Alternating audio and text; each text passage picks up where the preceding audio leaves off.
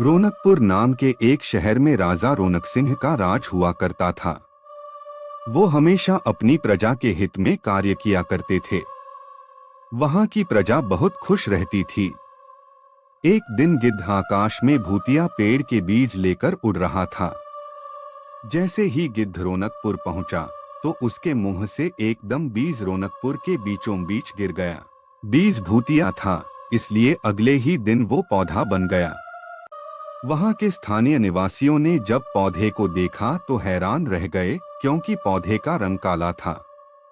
बाद में लोगों ने आपस में चर्चा की और यह समझा कि खेत में उगने वाला कोई घासपात या वनस्पति होगी।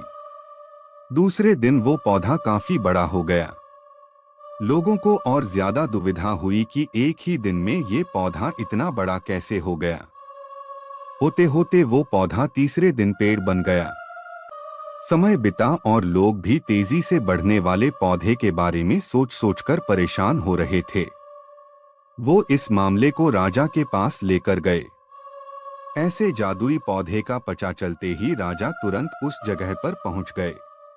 राजा को जैसे ही पता चला कि एक काले रंग का पौधा 3 दिन में पेड़ बना है, तो वो भी उस पेड़ को हैरानी से देखने लगे। राजा उस पेड़ के पास चौथे दिन पहुंचे थे और तब तक पेड़ और बड़ा हो चुका था। वो इतनी तेजी से फैला था कि किसी को यकीन ही नहीं हो रहा था। राजा समझ गए थे कि का रंग काला है, इसमें जरूर कुछ जादू टोना होगा। इसी सोच के साथ राजा ने घोषणा कर दी कि जो भी इस पेड़ को खत्म करेगा, उसे वो इनाम के तौर पर 1000 सोने के सिक्के देंगे। यही नहीं, राजा ने यहाँ तक कहा कि पेड़ को खत्म करने वाला व्यक्ति मेरी मृत्यु के बाद मेरी राजगद्दी पाने का हकदार भी बनेगा। इतनी बड़ी घोषणा सुनने के बाद हर कोई पेड़ खत्म करने के लिए अपना दिमाग लगाने लगा। राजा के सारे चतुर मंत्रियों ने भी तरकीब लगाई, लेकिन पेड़ को कोई भी नष्ट नहीं कर पाया।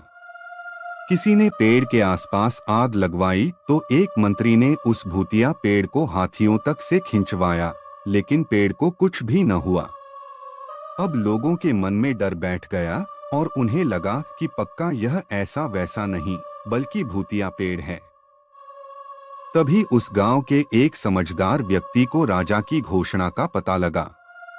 जानकारी मिलते ही वह अपने गुरु के पास भूतिया पेड़ से जुड़े रहस्य को जानने के लिए पहुंच गया। गुरुजी ने अपनी ध्यान की शक्ति को एकत्र करके देखा और उससे पूछा, क्या तुम पेड़ को खत्म करना चाहते हो? समझदार व्यक्ति ने जवाब दिया, हाँ गुरुजी, सब उससे परेशान हैं। गुरुजी ने बताया कि उसे खत्म करने का एक ही तरीका है। इसके लिए तुम्हें उस पेड़ के आसपास नमक डालना होगा। इस तरकीब के बारे में जानते ही वो व्यक्ति तेजी से राजा के पास गया और कहा कि इस पेड़ के आसपास आपको नमक डलवाना होगा। ऐसा करने पर ही यह पेड़ खत्म होगा। राजा ने अपने सैनिकों को ठीक ऐसा ही करने को कहा। सैनिकों ने मिलकर पेड़ के चारों ओर खूब सारा नमक डाल दिया। नमक डालने के एक दिन बाद ही पेड़ का आकार कुछ कम हुआ। होते होते 5वें दिन तक पेड़ एकदम छोटा हो गया।